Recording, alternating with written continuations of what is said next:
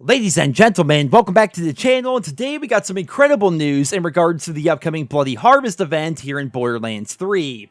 All this information is going to be coming from an official blog post over on the Borderlands website. I'll put a link to that down there in the description.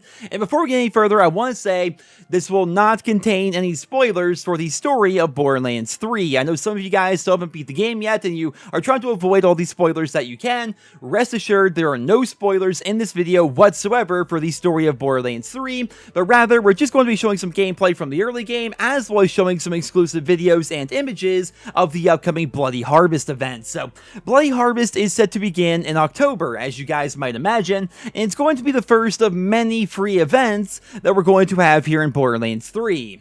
During the event, we're going to be traveling throughout the galaxy, and in the galaxy, we're going to be finding a bunch of these haunted enemies, and the haunted enemies are going to be our key to accessing a new event-specific map.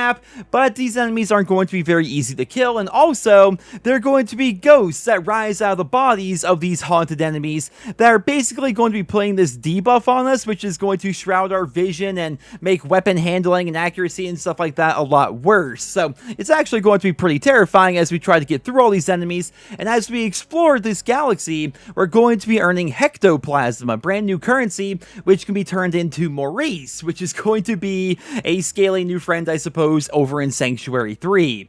Once we finally have access to the Bloody Harvest map, and it's not entirely clear how we're going to get access to it, but I imagine we're going to have to get a bunch of Hectoplasm and turn it into Maurice, and then once we get enough of it, we'll be able to go to the Bloody Harvest map. But once we're able to do that, there are going to be tons and tons of Halloween-themed enemies everywhere. We're going to have a bunch of Malawan goons running around, we're going to have a bunch of Ratches, as well as Rack-O-Lanterns, apparently. That is pretty fantastic.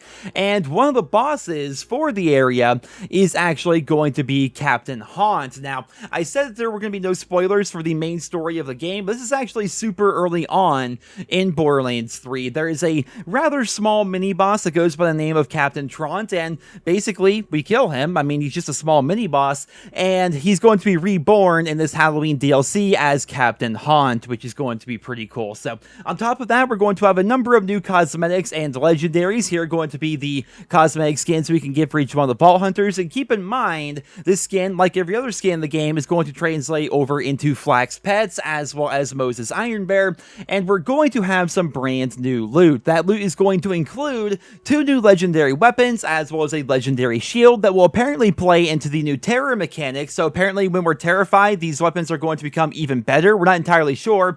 Here's going to be a video of one of these brand new legendary weapons, but on top of that, we're also going to get a global weapon skin that's going to be themed around Halloween for destroying the undead, and there's going to be a new Echo Device skin, a weapon trinket, and like I mentioned earlier, skins for each one of the Vault Hunters. But ladies and gentlemen, that's pretty much all the information that we currently have so far on the Bloody Harvest event. As always, I will keep you posted with more news and more details as they become available. They did not mention Zombie DK Baja whatsoever in their blog post. I'm really hoping that we get to see the return of him, as was potentially Hallowed Hollow. Just going back to the images here, it looks a bit like Hallowed Hollow, like we saw back in Borderlands 1 and Borderlands 2, but they did not specifically call it that. They just called it the Bloody Harvest area. So I suppose we're going to have to wait and see how things are going to play out. But once again, I will keep you guys posted with more details as they become available. But ladies and gentlemen, I hope you all enjoyed the video. If you did, please drop me a rating, leave your thoughts and feedback down there in the comments, and I hope you guys all have a wonderful day.